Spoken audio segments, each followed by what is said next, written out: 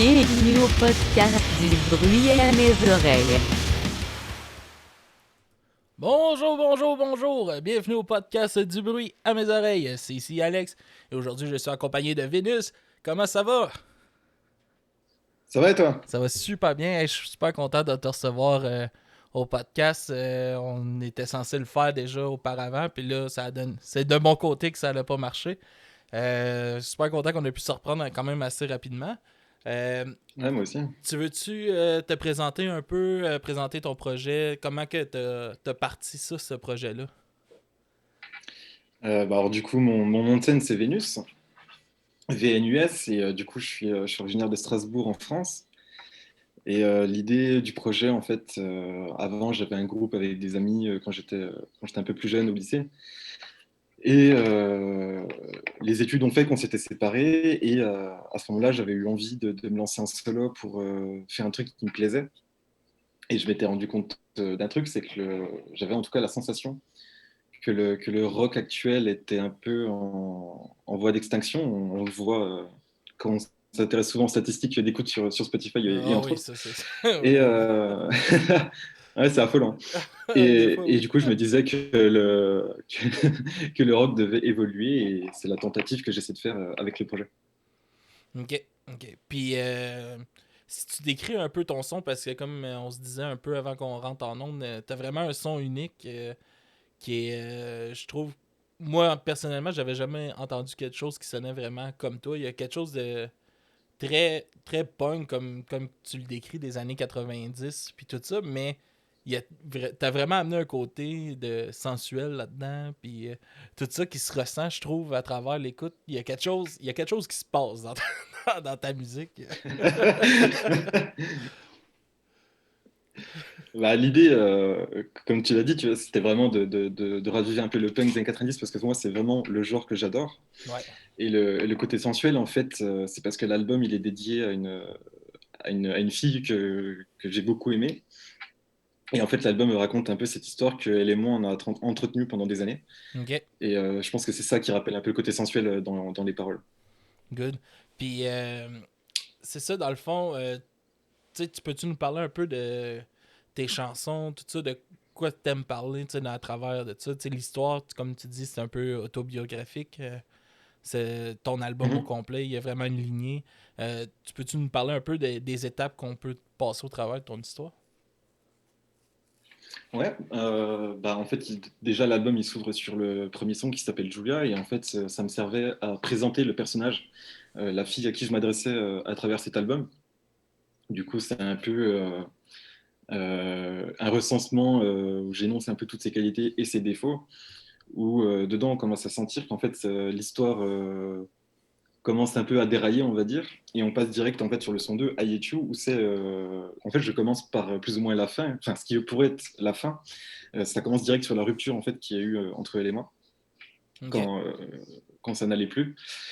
Et en fait à partir de là, il va y en avoir, je vais en fait faire un découlement de ce que j'ai ressenti et pensé après cette rupture. Donc il y a tout un cheminement psychologique, notamment avec Chrome Falls où je pensais vraiment que tout était fini, que je n'allais plus retrouver l'amour. Et ensuite, on avance un peu dans l'album avec ce que j'aurais voulu que Element fasse, notamment dans California. Et en fait, il y a un moment dans ma vie où cette fille, elle va me renvoyer un message, qui est un des sons de l'album New Message from Babe. Et à partir de là, en fait, il va y avoir en fait un rebond à l'histoire où on va commencer à se refréquenter Ok. pour qu'au final, je me rende compte que cette histoire, elle mène nulle part et c'est toute la deuxième partie de l'album, en fait, la rechute. Ok. Tout ce que finalement aurait justifié un peu la première séparation, dans le fond, qu'on pourrait voir ça. Bah, c'est plus ou moins dit dans les paroles, mais je pense qu'on n'était pas fait pour l'un pour l'autre. Ah, des fois, on laisse des deuxièmes chances à des choses qu'on aurait peut-être pas dû. C'est arrivé aussi. En effet. Après, évidemment, c'était un peu. J'ai un peu exagéré le trait dans Ouais, l'album ça pour c'est les sûr, biens c'est sûr. du truc, mais. C'est sûr, faut le faire un peu dans. Oui, on raconte, tu sais, comme toi, tu racontes quelque chose qui est très personnel, mais c'est le fun de mettre ça un peu à l'extrême. Ça rajoute un peu de sensation dans la musique, puis tout ça. Là. Ouais, Euh, puis j'avais la volonté de l'universaliser un peu pour que vraiment tout le monde puisse s'y reconnaître, quoi. ben oui. Puis, tu peux-tu me parler un peu, tu sais, de où que c'est venu ton, ton amour pour ce genre de musique-là? Tu sais, comment que la musique est rentrée dans ta vie? Ça a-tu toujours été présent? C'est mes parents, ma mère qui est très très très très fan de musique en tout genre, elle écoute de tout. Elle m'a déjà raconté que quand j'étais petit, encore presque dans le berceau, elle mettait du Rammstein à fond dans l'appartement. Donc ça a commencé comme, ça a commencé comme ça. Et ouais, ma mère écoute de tout, ça part du classique à Elvis jusqu'au métal, quoi, Ok. en passant par le rap. Donc une culture musicale assez large. Et mon entrée dans le punk, elle s'est fait un peu par hasard. C'était juste, j'étais chez un pote quand j'étais très jeune, je crois, j'avais genre 10 ans. Et j'étais chez un pote, et en fait, à la télé, il passait un clip de Green Day, que j'avais bien aimé. Et sur le coup, ça m'avait plu, mais j'avais pas cherché plus loin. Et un coup, une nuit, je me faisais un peu chier, puis je cherchais des musiques, et puis je me suis dit, ah putain, il y avait cette musique-là qui me plaisait et tout. Et je suis retombé du coup sur le clip de Green Day qui était passé, c'était Know Your Enemy. Ok. Et à partir de là, je suis tombé dedans, et Green Day, ça fait 10 ans que j'adore, hein. Donc je suis à fond dedans. Ouais, ouais. Moi, moi j'ai décroché à un moment donné de ce groupe-là. Je te dirais, je pense que la cassure qu'il y a eu avec beaucoup de monde. Moi, je suis fan de vieux Green Day, de Dookie, puis Ouais. tout ça. Puis je pense qu'à partir d'American Idiot, j'ai commencé vraiment, moi, à décrocher. J'ai moins aimé leur virage plus pop qu'ils ont eu, je trouve. Un son qui m'a moins rejoint personnellement. Mais moi aussi, un dans mes premiers spectacles que j'ai vu de ma vie, c'était Green Day, là. Dans le temps de American Idiot, je vais avoir 12 ans peut-être. On était sur une grosse salle extérieure à Montréal, là. C'était incroyable. Je sais pas, as-tu déjà vu en spectacle? Oui, sûrement. Ah non, j'allais te dire que tu as de la chance parce que je les ai pas encore vus. Et Non! justement, je devais les voir à Paris l'année dernière, mais bon, bah, le Covid, hein. Ah ouais? Ah non. Ben, Du coup c'est décalé, mais c'est un band à voir en show. Je pense que j'irai encore les voir en spectacle aujourd'hui. Tu sais, malgré tout ça, tu sais, c'est des showman. C'est ça qui est le fun aussi, hein. Puis, ouais, ils sont super forts en concert. Mais ça va, je pensais que tu allais me dire que la cassure, elle s'était faite sur la trilogie qui a été ah, aïe, aïe, aïe, un ah oui, désastre. ouais, ça aussi. Oh boy. Euh, oui, ben, tu te rappelles-tu de ton premier show que t'as vu? Oh là là, mon premier concert que j'ai eu, je crois que c'était un... Tu parles professionnel ou amateur? Comme tu veux, vas-y avec professionnel. Professionnel, c'était un festival en France qui s'appelle Les Eurokéennes. Et c'était un rappeur qui s'appelle Lorenzo, qui a un univers assez décalé. Et c'était ça, c'était sur une plage, il faisait 36 degrés. Et les pogos remuaient le sable. Du coup, il y avait des tempêtes de sable. Ouais. Et quand j'ai vu ça, je me suis dit, si tous les concerts sont comme ça, je pense que je vais pas tenir tout le festival.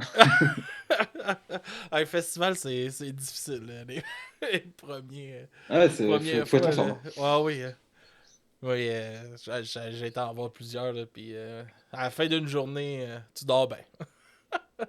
Ouais, ouais. Pas longtemps, mais bien. Ouais, oh oui.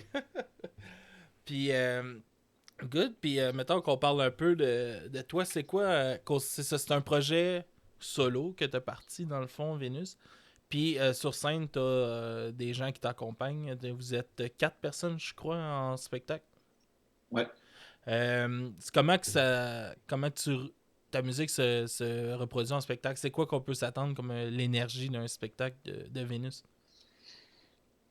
Eh ben, en fait, j'ai voulu prendre à contre-pied de ce qui était fait dans l'album. En fait, ce que j'aime bien faire, c'est ne me poser aucune limite quand je vais composer les sons au studio, c'est-à-dire ne me restreindre sur aucun instrument ou aucun type de son, et ensuite me challenger sur comment je vais devoir les interpréter sur scène. Par exemple, il y a beaucoup de sons, genre notamment l'Overdose, où il y a une moitié du son qui est classique, on va dire, c'est-à-dire guitare, basse, batterie, et la deuxième qui casse d'un coup et qui part sur une prod un peu plus rap, avec que des instruments électroniques. Et c'est à peu près ça pour tous les sons. Et en fait, j'aime bien me challenger en me disant, OK, comment je vais interpréter ça sur scène? Parce que sur scène, on n'est que quatre, c'est-à-dire deux guitares, plus moi au chant et basse batterie, quoi. Donc l'idée, c'est vraiment d'adapter les versions studio ou live. Et pour ça, j'aime bien plutôt revenir à un côté vraiment plus punk, de la chose, vu que le côté pop et sensuel est vraiment appuyé sur le studio. Je me suis dit que là, je vais faire honneur plutôt au funk pour le concert, parce que ça permet aussi de garder une bonne énergie quoi, Ah ouais. avec le public. Et puis c'est ce que je faisais, c'est ce que je fais depuis que j'ai commencé la guitare, donc ça me plaît. Tu te rappelles-tu de ta première expérience de spectacle? Tant qu'à être un peu dans cette lignée-là encore. Oui, je m'en souviens. Hélas, c'était ma première année en école de musique qui en fait, la fin, c'était un concert pour montrer tout ce qu'on avait appris, quoi. Ok. Et du coup, on fait ce concert, la famille, les amis viennent et j'ai eu la chance ou la malchance de jouer un son qui était du coup improvisé par mon prof et c'était un son une espèce de reggae. Yannick Noah, je sais pas si tu connais, mais c'est un chanteur très connu en France. Ok. Et j'ai dû jouer ça et c'était pas fabuleux, mais bon, c'était la première année. T'étais-tu stressé? Ah, mais je suis toujours stressé avant chaque concert. Ah ouais? Mais autant. Ah ouais, enfin, Sais-tu. j'ai besoin de boire quelques coups avant de monter, hein. Ah oui? C'est ça, Ah, ben. deux bières, mais Non, pas non, d'excès. c'est ça. Mais tu gères ça comment un peu, ce stress-là? Parce que, veux pas. Tu sais, tu vas le faire ton show, tu vas tout donner, puis sûrement qu'après les premières notes, c'est disparu, là. Moi, quand je faisais des spectacles, c'était un peu comme ça que c'était pour moi, là. Tu gères ça comment un peu ton stress avant un spectacle? Comment tu te prépares pour un show? Déjà, j'aime bien prévoir à peu près tous les temps. C'est-à-dire que là, par exemple, on est en train de travailler le set pour les shows à venir, avec les conditions qu'on connaît, mais pour les shows à venir. Et Mhm. j'aime bien vraiment tout organiser, c'est-à-dire que tout est à peu près timé. Genre, on sait à peu près quand les sons vont commencer ou finir. Et ensuite, on se laisse des temps pour improviser, mais qui restent dans un cadre prédéfini. Ça me permet de vraiment gérer le stress, de laisser vraiment peu de place à l'imprévu. Et, euh, et sinon, l'avant-concert, ben, en général, on se raconte beaucoup de blagues avec les potes pour essayer de ne pas penser trop au concert et au stress. Ok. Et en soi, ouais, après les premières notes, en soi, ça s'en va, quoi. Puis, à travers ton album, dans le fond, tu veux réaliser. Ben, vous avez réalisé 9 clips interactifs. Je trouve que c'est une super bonne idée. On voit ça Mhm. quand même rarement. Des choses comme ça. Je me rappelle au Québec, il y avait un groupe qui s'appelle OK Volca qui avait fait un clip comme ça. Il y avait Ouais. comme 2 fins, je crois, que tu cliquais, ça t'amenait un autre lien. Euh, de où tu as pris cette idée-là de faire ça? Puis, tu sais, c'est quoi, comment que c'est complexe aussi de se lancer dans un projet comme ça? Alors déjà, je suis grave déçu parce que je vois que l'idée a déjà été faite ailleurs. Mais non, Mais je pense pas que c'était pas 9 vidéos. Là. T'avais deux choix, deux liens que tu cliquais, deux fins. Là, je pense que ton idée est un petit peu plus complexe. ouais, c'est vrai. Bah, en fait, l'idée, elle est venue par hasard en soi. Donc, la volonté dans le projet, c'était vraiment d'allier en fait rock et pop au mieux. Et on s'était rendu compte qu'on l'avait fait dans l'esthétique, dans les visuels qu'on avait déjà prévus pour l'album. On l'a fait dans la manière d'écrire et de composer et d'enregistrer. Et dans le mixage notamment, où j'avais demandé à ce que ce soit hyper compressé comme format pop parce que c'était ce que je voulais. Et quand on a commencé à parler des clips, à la base, on était parti sur une idée standard de faire, par exemple, 3-4 clips pour l'album. Et au détour d'une conversation au hasard, en fait, on s'était rendu compte que bah, c'était vu et revu depuis 30 ans, quoi. Et on Hmm. s'était dit que c'était pas du tout la bonne idée. On avait laissé ça un peu en suspens, et puis un coup, on parlait réseaux sociaux, et on se demandait pourquoi TikTok marchait un peu mieux qu'Instagram. Et on s'était rendu compte que c'était l'interactivité en fait du réseau qui faisait que ça marchait mieux qu'Instagram. Et quand le mot en fait interactivité est sorti, on s'est dit mais attends, pourquoi ne pas faire des clips interactifs quoi, vu qu'on veut faire vu qu'on veut que ce soit le plus actuel possible, ben, on va faire pareil pour l'équipe. Du coup l'idée est venue comme ça et ensuite ça s'est construit. On a perdu pas mal d'heures à essayer de deviner, enfin essayer de construire comment allait s'agencer chaque tel et tel clip quoi. Ouais, ouais. Mais on pense que le résultat est plutôt cool à la fin quoi. Ah, j'ai vraiment hâte de pouvoir voir ça. Là. C'est quelque chose qui m'intrigue vraiment comment vous avez arrangé ça. Merci. Puis, qu'est-ce que je trouve le fun, c'est que ça, sais, ça va vraiment compléter. Tu sais, si c'est comme que je le pense, là, ça va vraiment compléter un peu tu sais, comme ton album. Tu sais, on va prendre des directions en lien avec ton album aussi. Puis j'imagine que tes clips vont raconter vraiment, vraiment mettre des images sur tes paroles, puis tout ça, là. Ouais, en fait, l'idée, c'était de...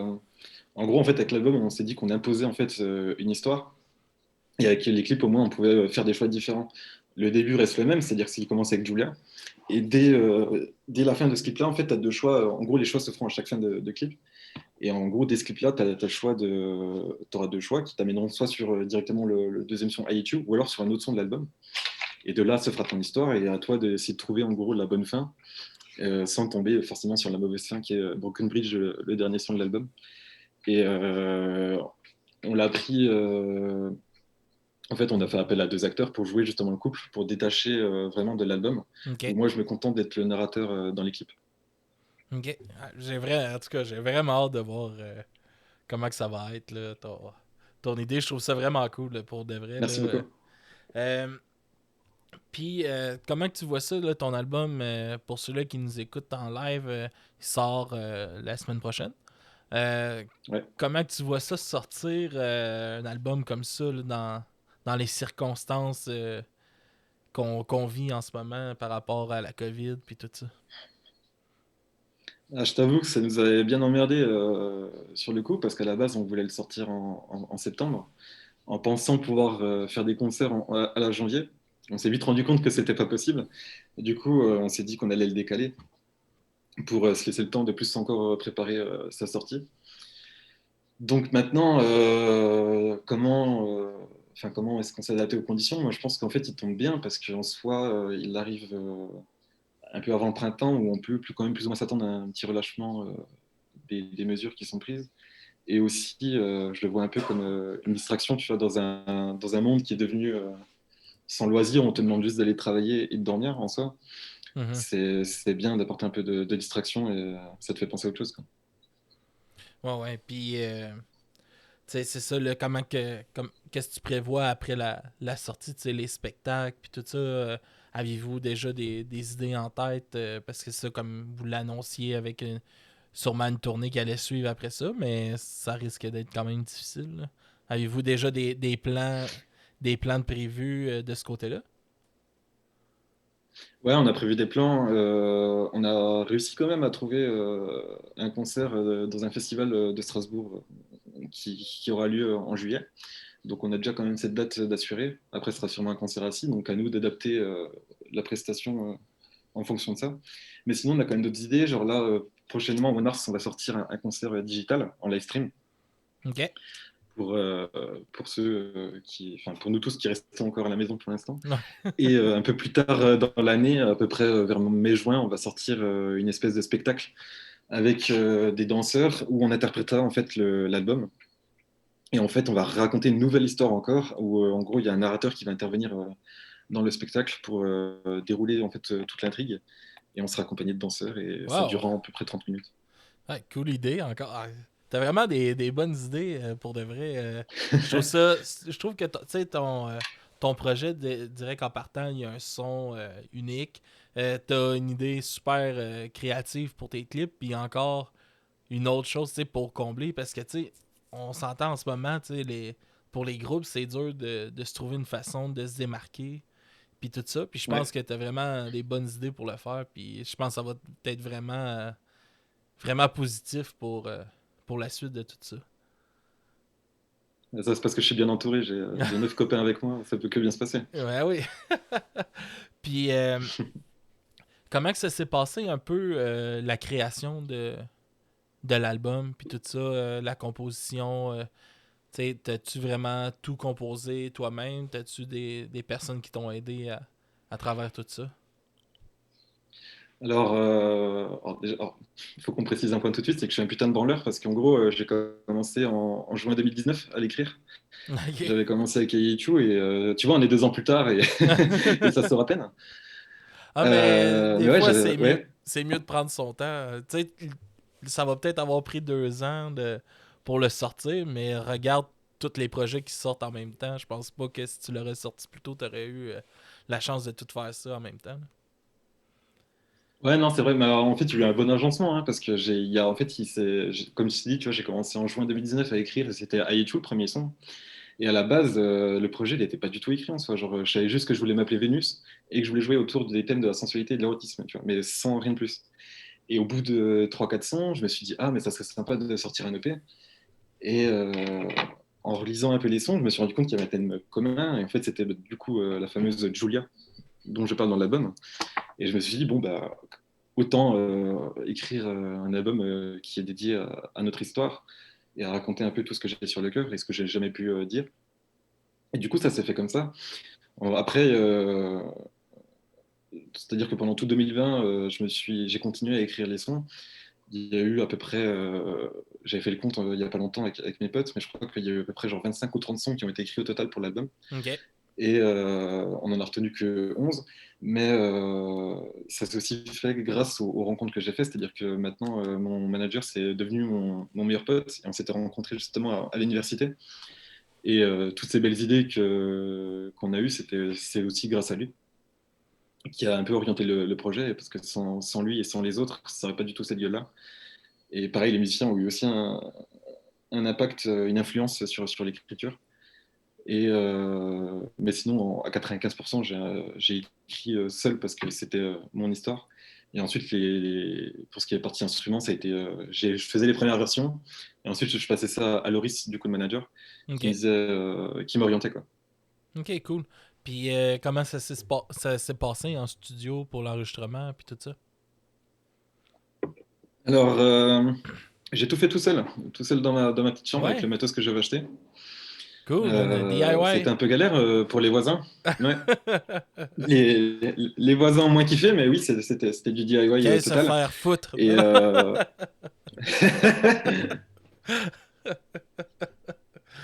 C'est des ah, ça blagues. va, j'ai déménagé depuis, Ok. ils peuvent pas me retrouver. Là, c'est des blagues. Donc ouais, l'enregistrement, je l'ai fait tout seul, et puis ensuite, j'ai fait appel à un ami de l'université qui commence en tant qu'ingénieur son, là. Il est diplômé que depuis récemment. Ok. Et du coup, on a réenregistré certaines parties ensemble qui étaient vraiment à chier, parce que du coup, j'étais tout seul. Et ensuite, on a fait le mixage et le mastering ensemble. Cool, man. C'est le fun parce que tu plonges vraiment dans toutes les phases de l'album. Tu sais, j'imagine que t'es très très fier de l'album que tu vas sortir, là. Ouais, totalement. Après 2 ans de travail, j'ai envie de te dire qu'il y a intérêt, mais, Ah ouais, tu sais, il doit y avoir une mais ouais, franchement, excitation il y a aussi. eu beaucoup d'investissement. Tu dois avoir toute une Grave. excitation là, de sortir ça. Euh, Tu peux-tu me parler un peu du côté esthétique que le projet a? Parce que il y a un look très 90 sur l'image puis tout ça quand on va voir un peu sur ta page Facebook ou sur Mhm. ton Instagram. Euh, qu'est-ce qui t'a dirigé vers une esthétique comme ça pour le projet? Je pense que l'esthétique 90, elle vient de ma passion pour le punk de cette époque. Et aussi moi, je suis passionné par San Francisco et toute la East Bay. C'est là où il y a en fait la scène punk qui, moi, me plaît. Et celle-ci est très influencée par les années 90. Et je sais pas, il y a un mood, une ambiance, un sentiment qui me parle.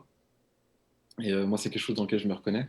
Après, pour les images et tout, ça, c'est Tiffen, ma chère photographe, ma chère talentueuse photographe qui m'accompagne, qui a ces belles idées.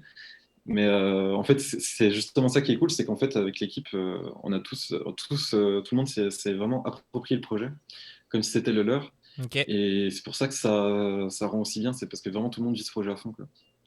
Ah, c'est le fun. C'est ça qu'il faut aussi. Puis tu sais, des fois, ça doit être une crainte un peu quand que comme là tu dis c'est avec des amis puis tout ça ton projet, mais quand tu pars un projet de même solo puis que toi tu t'investis cœur et âme mais que ça devient un peu toi là, vraiment l'entité du projet c'est toi, ça peut être des Ouais. fois plus dur pour d'autres personnes de s'investir à 100%, de soutenir 100% qu'est-ce qui est dit dans l'album. C'est le fun que toi le match est bien puis que tout le monde embarque vraiment dans le projet, là. Ouais, ça va, j'avais réussi à anticiper, c'est-à-dire que j'avais j'avais prévenu les gars avant qu'ils se lancent dedans. À chaque fois, on se parlait pendant des jours et des semaines pour bien cerner ce dont moi j'avais besoin, ce dont eux ils avaient envie, pour qu'on se mette vraiment bien d'accord et qu'il n'y ait vraiment pas d'ambiguïté sur notre travail, quoi, sur notre collaboration. Good. Tu veux-tu nous les présenter un peu? On en parle, on en parle. On va présenter celui qui t'accompagne quand tu vas faire les shows. Avec plaisir. Alors tout d'abord, donc on a Tiffaine Denis qui est une très bonne amie et la photographe du projet. Donc sur l'Instagram de Vénus, c'est l'auteur de toutes les photos et OK. avec toutes ses belles idées. Ensuite, pour tout ce qui est partie visuelle, notamment la couverture de l'album et tous les éléments graphiques, c'est Louison Langolais, qui est un de mes meilleurs amis que je connais depuis très très longtemps, qui m'avait toujours proposé ses services au cas où j'aurais besoin. Et je l'ai appelé, je lui ai dit, bah, gros, maintenant c'est le moment, hein, il va falloir qu'on se Ouais. lance. Donc il a dit, C'est là que j'ai besoin. et ensuite, bah, du coup, on a Loris Roux, le manager. Et lui, ça s'est fait un peu au hasard. En fait, on s'était rencontrés à l'université. En gros, je fais des études de musique. OK. Et, euh, et en fait, on s'est rencontrés là-bas. Et lui, il voulait devenir justement manager à terme. Et moi, je le saoulais comme pas possible avec mon projet. Je lui en parlais tout le temps. Et je pensais vraiment que je l'emmerdais. Puis un coup, il m'a dit, mais gros, moi, je vais devenir manager. Alors, pourquoi je viendrais pas avec toi dans cette aventure et toi? Du coup, on était dans sa chambre, on s'est mis un club, on s'est serré la main et ça s'est fait comme ça, quoi. Ah, c'est le Et, fun. puis ensuite, bah, les musiciens qui m'accompagnent, pareil, ils sont dans mon université. Et en fait, eux, ils avaient un groupe à la base et je leur avais proposé. Puis ils m'ont avoué récemment qu'ils étaient venus un peu à contre-cœur, enfin, un peu dubitatifs au début, au premier répète, ils n'étaient pas très sûrs d'eux. Puis après, ils se sont laissés emporter par le projet. Puis maintenant, ils sont en fond dedans, hein. Des fois même plus que moi, ça se trouve, hein. Ah, c'est le fun. Euh, comment. C'est quand tu as commencé à jouer de la guitare? Je trouve que j'ai commencé relativement tard, c'était vers mes 13 14 ans. Et l'anecdote drôle, c'est qu'en gros, moi là-bas, je voulais même pas faire d'instrument, je voulais pas faire de musique, ça, je sais pas, j'aimais pas ça. Et c'était ma mère et mon père qui m'avaient forcé parce que, en gros, j'avais arrêté le sport et pour me mettre au sport, ils ont essayé de me convaincre avec ça. Et du coup, je me suis mis au sport, j'ai fait 3 séances, j'ai arrêté, mais j'ai continué la guitare. Puis ils ont bien fait de le faire. Si Ouais, on peut voir carrément. aujourd'hui. Et du coup, ouais, totalement par hasard, quoi. Est-ce que est-ce que c'était vraiment tu sais comme t'as-tu appris d'autres instruments par la suite que la guitare qui te fait triper comme autant ou t'es vraiment concentré sur la guitare? Quand j'étais petit, je sais que j'aimais bien un peu la batterie, même si j'avais pas vraiment l'intention d'en faire. Mais ouais, depuis, bah, du coup, pour la création de l'album, j'ai dû apprendre, bon, la basse, pas très différente de la guitare, donc ça allait, mais je me suis amusé à apprendre le piano. J'allais à mon université entre 2 heures de cours, j'allais dans les studios, puis j'apprenais comme ça. Et la batterie, c'est quand. En fait, en répète, on fait toujours des post-clopes au milieu. Donc, par Ok. exemple, si on fait 4 heures, au bout de 2 heures, on va faire une post-clope. Puis des fois, je suivais pas les gars, je restais sur la batterie, puis j'apprenais comme ça. Et Ok, cool. puis c'est venu comme ça, puis maintenant, je commence à m'y mettre un peu plus. Ok. Puis tu me dirais, ce serait quoi tes grandes influences? Eh ben, la principale, c'est Green Day, Ah évidemment. ouais? Depuis 10 ans, ce groupe, c'est ma passion. Mais de quoi il y a eu Green Day? Malgré les bas de leur carrière, pour moi, c'est que des hauts. Mais, Ah, mais ouais, numéro un Green Day, quoi. on est tout un groupe comme ça que même s'ils sortent de quoi qui est un peu moins bon, ah non, c'est bon, c'est bon! Ouais, carrément. On se convainc, non? Ouais, fait que Green Et ouais, Day. à part Green Day, il y a Aniel Ketib, c'est un artiste californien qui a commencé très rock garage et qui maintenant file un peu plus vers la pop slash rap des années 90, on va dire, mais en gardant toujours cette identité rock. Et c'est son dernier album, Flight, qui m'a vraiment inspiré, qui m'a en tout cas confirmé dans mon idée d'actualiser le genre, parce que je trouve qu'il avait un peu pris le même tournant. Et en troisième, je dirais Swimmers, qui est un groupe aussi californien. Et dedans, en fait, le batteur, c'est un des gosses, un des fils du chanteur de Green Day. C'est pour ça que je Ok. les connais. Puis en quoi ces groupes-là influencent ta musique à toi? Green Day, du coup, c'est pour le côté punk. Aniel Ketchup, c'était vraiment le côté un peu plus rap électronique. C'est ça qui je pense, m'a donné en tout cas l'idée de D'en m'orienter inclure. plutôt vers ça. Et Swimmers, c'était sur leur dernier album. Leur dernier album, je crois qu'il s'appelle Berkeley's on Fire. Et il est sorti en 2019, si ma mémoire est bonne. Et je me suis dit que, en gros, ils font de la pop punk aussi, mais je me suis dit qu'il était grave actuel et qui sonnait plutôt moderne. Genre, je l'ai trouvé assez hyper produit, beaucoup de compression et beaucoup de sound design aussi, qu'on trouve pas forcément dans le punk. Et c'est ça qui, je pense, qui a donné la première étincelle vers Vénus, quoi. OK. Puis, dans quoi tu trouves que... Je suis d'accord avec toi que t'as un son très actuel puis tout ça, mais ça fait une couple de fois, c'est ça que tu parles, que tu veux essayer de faire évoluer le son du rock puis tout ça. En quoi que tu trouves que ton son est évolué? Ben, en fait, le truc, c'est que quand j'entends quand je prononce le mot rock, moi j'entends celui qui est basé sur le rock des années 70, quoi. Le classique batterie, basse, guitare, voix. Et qui a bien marché, tu vois, un temps, jusqu'au début des années 2000. Mais maintenant, on voit que la tendance est plutôt au rap et à l'électro. Et je pense que c'est parce qu'il n'a pas réussi en fait à évoluer, à prendre le tournant des années 2000. Et moi, du coup, j'essaie de le faire à ma façon. Je ne sais pas si c'est la bonne, mais en tout cas, c'est celle qui me plaît. En gros, c'est vraiment d'insérer ces sons électroniques-là qui marchent aujourd'hui dans le son que moi j'aime bien, dans le punk des années 90. Donc, c'est pour ça qu'il y a beaucoup de batterie électronique dans l'album, beaucoup de synthé, de piano, de compression, d'autotune même sur la voix, qui est souvent blasphématoire pour les fans de rock. Ah, ben, Mais moi, je m'en le, cache mon- pas et je l'assume. le monde qui serait assez étonné de savoir que la majorité des artistes en utilisent, seulement pas dans le tapis. Grave. C'est juste qu'il y a une différence entre ceux-là qui l'utilisent à 100%, qui changent complètement leur voix, ou que tu Mhm. l'utilises à 50, 40%. C'est une méchante différence. Ah ouais, non, mais t'as raison, je pense qu'il n'y en a pas beaucoup qui sont au courant que tout le monde en utilise, mais juste à des proportions différentes, quoi. Ben oui, c'est ça. Puis, ça a été quoi, tu trouves, la difficulté de mélanger ces sons-là ensemble? Euh, Bah, je pense que c'est qu'à la base, on s'attend pas en fait à les entendre ensemble. Euh, Parce qu'en France, nous, genre le rap est vraiment majoritaire avec l'électro. Et il y a beaucoup, beaucoup, beaucoup d'autotune et de sons électroniques et de rythmes en fait et de structures musicales qui sont différentes de celles du rock. Et du coup, les gens qui écoutent de la musique mais sans vraiment s'y intéresser, je pense qu'ils s'attendent pas à ce qu'on arrive à mélanger rock et électronique. Et je pense que c'était vraiment ça la difficulté, même pour moi, parce que j'ai longuement été influencé, j'ai longuement écrit que des musiques de rock entre guillemets classiques, genre c'est-à-dire juste avec batterie, basse, guitare.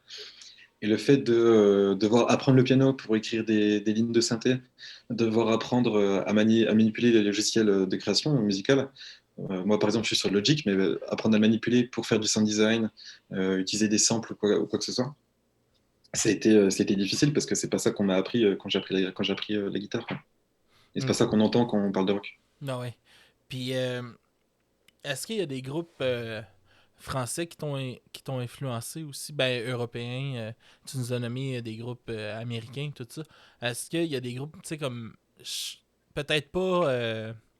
peut-être pas pour les textes puis tout ça, mais un peu qui utilisait déjà des sons techno pour le... Ben, pas techno, mais en tout cas, des sons électroniques pour leur drum, comme Bérurier Noir qui faisait du punk avec un beatbox à la place d'un drum. Est-ce que c'est des choses comme ça qui t'ont influencé aussi, de t'en aller vers ça? Pas, pas du tout, je m'y connais si peu en musique française. Ah, c'est scandaleux, hein. Genre, tous mes potes se foutent de moi, mais j'y connais rien. Et à part les classiques Gainsbourg, Edith Piaf et tout ça, tu vois, mais genre en musique française d'avant, en tout cas, j'y connais rien. J'écoute juste les tendances qu'il y a en ce moment chez nous, mais sinon non. Et les seuls trucs que j'écoute de français, c'est de l'actuel, et puis c'est même pas des sons qui se rapprochent de rock, c'est surtout de la pop et du mainstream hein, que j'écoute pour ce qui est du français. Ok, ok, cool. Puis, on va y aller un peu avec tes expériences de spectacle. Tu peux-tu me parler de ta meilleure expérience de scène? Ouais, ma meilleure, c'était il y a quelques années avec mon ancien groupe qui s'appelait Make Out Life Underground. Et en fait, on n'avait pas répété. Genre, en gros, en fait, on devait aller jouer un festival.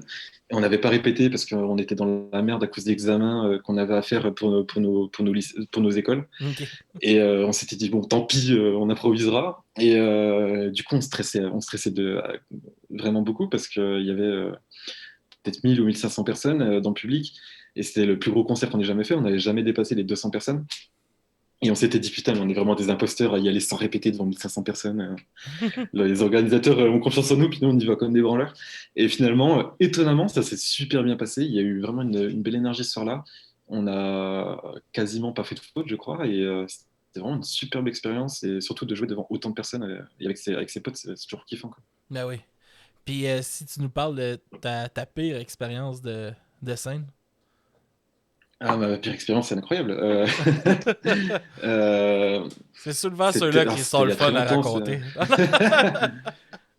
Ouais, mais arrête, parce que celle-là, je m'en veux et j'ai honte de moi. Mais c'était un de mes premiers concerts avec mon tout premier groupe du collège. On avait continué début lycée. Et en fait, c'était dans un petit bar de ma ville natale. Et c'est une toute petite ville. Donc le bar, il n'y avait vraiment pas beaucoup de monde et tout. Et on avait rendez-vous à 17h. On arrive, personne. On a attendu 18h. C'est le gérant du bar qui nous ouvre alors que c'était l'ingé son qui devait nous accueillir. Du coup, on arrive, on doit s'installer. On était censé être. Il y avait un plateau de deux groupes et il n'y avait toujours pas l'ingé son. Du coup, on se retrouve entre deux groupes comme des cons à se regarder parce qu'on n'a rien à faire. Et les portes ouvraient à 20h. Le concert devait commencer à 21h. L'ingé son arrive à 20h. Du coup, on s'installe devant le public. Les balances sont faites devant le public, enfin infernal. Ah, ça, c'est Et, pas le euh, et fun, moi, ça ça. m'avait. Ah non, mais pas du tout. Et moi, ça m'avait grave énervé. Et on commence très en retard, du coup on devait commencer à 21h, et ouais, on commence genre à 21h30, 22h, tu vois, donc infernal. Et on fait un premier son. Tu sais, nous on avait toute une setlist organisée, construite, où on devait enchaîner les sons. Et au premier son, on finit, t'as l'ingé son qui nous coupe, et il nous dit, ouais, la guitare, est-ce que tu peux monter de niveau? Le chant, faudrait qu'il baisse, enfin, que des conneries comme ça. Et il nous a fait ça genre sur deux trois sons, tu vois, et moi du coup ça m'avait fait câbler, ça me faisait péter un câble. Et il, Quatrième son commence, je le vois, il se barre et pendant toute la durée du concert, il part se boire des coups au guichet. Et genre juste il buvait pendant tout le concert et il s'occupait plus de nous. Et ça m'avait énervé. Et genre fin du concert, du coup dernier son, je prends ma guitare, je la balance, je prends le micro, je fais ouais, merci à tous d'être venus, mais pour l'ingé son qui laisse se faire foutre, je balance le micro et je me suis barré. Et parce que j'avais pété un câble, tu vois. Une belle Et sortie le groupe était venu glorieuse. après me voir en me disant mais grave. Et le groupe était venu me voir pour m'incendier, pour m'insulter, enfin me gronder, quoi, pour me dire, mais tu peux pas faire ça, c'est pas du tout professionnel et tout. Et ouais, je m'étais bien fait engueuler après, quoi.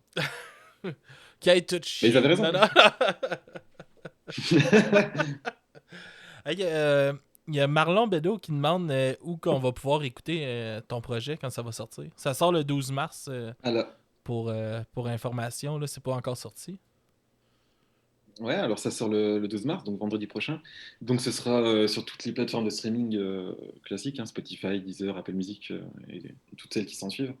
Et sera aussi disponible à la vente en physique. On en a imprimé quelques-uns et on l'annoncera bientôt sur nos réseaux, qu'on les fera en physique. Là, pour l'instant, c'est toujours pas annoncé. Donc, petite excuse ce soir. Mais ouais, du coup, ce sera en vente au prix de 5 euros plus les frais d'expédition. Et voilà. Cool. Ben, va falloir que tu en expédies un au Canada. Je t'enverrai les fonds d'une façon quelconque. Il n'y a pas de souci, ce sera avec plaisir. Je vais t'en acheter un avec plaisir, mon Merci chum. beaucoup. Puis, c'est ça, je pense qu'on va s'enligner un peu vers la fin du podcast. Je suis Ouais. super content de t'avoir reçu.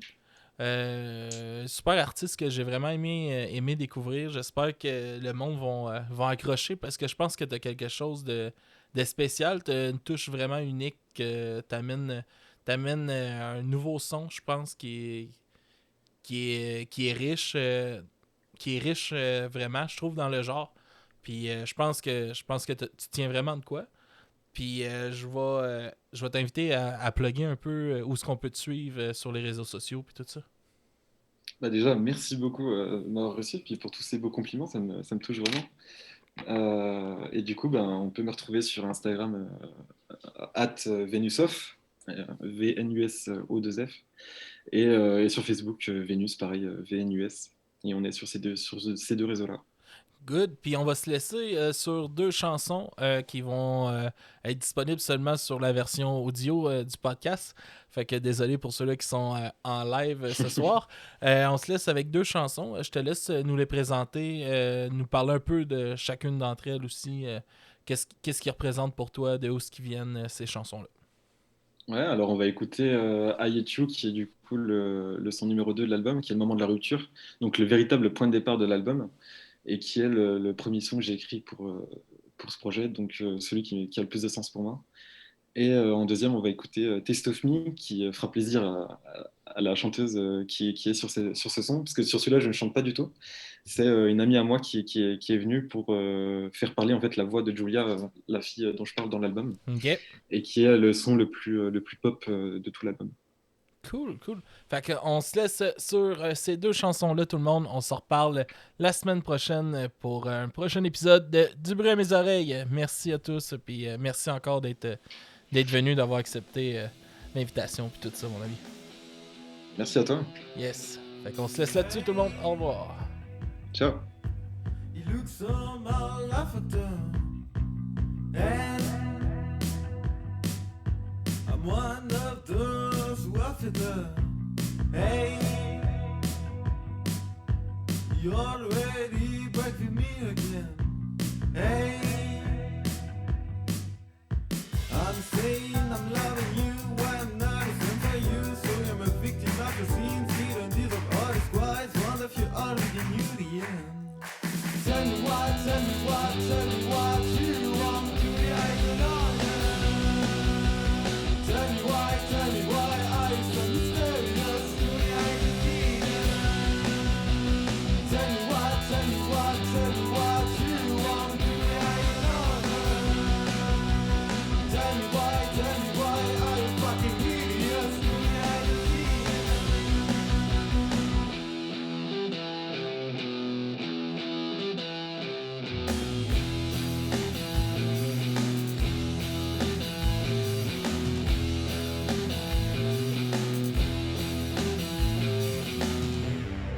Hey,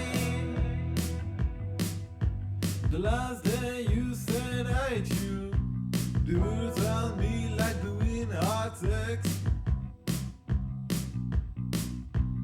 Hey, please God, take me back to bed. Shame on me, I never wanted to be the king of sadness. Hey, I'm fucking fed up and tired, so we're gonna wanna trouble. Leave is the last and shit I have done. Tell me what, tell me what, tell me what you want to be alone. Tell me why are you so mysterious? Do I need it? Tell me what, tell me what, tell me what you want to be alone. Tell me why are you fucking idiots? Do I need it?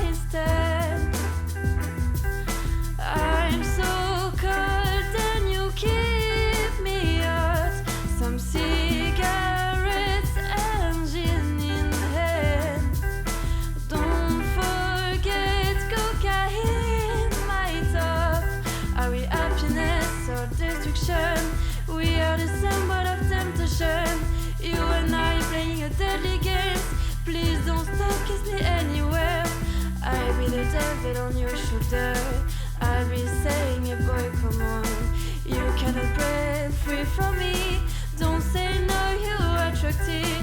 Come explore the taste of me. Got my roses, smell my flower. You can't afford my firepower. Come explore the taste of me. Dirty on the look of fire. Been crazy, breaking my virginity. Don't lose your touch, honey. I'm thirsty and raw. Growing wild, devil's claw. Iron wax burns me when you say I'm down to earth. I think 6 feet deep. I think 6 feet deep. Come explore the taste of me. Come explore the taste of me. Come explore the taste of me. Got my roses, smell my flower. You can't afford my firepower. Come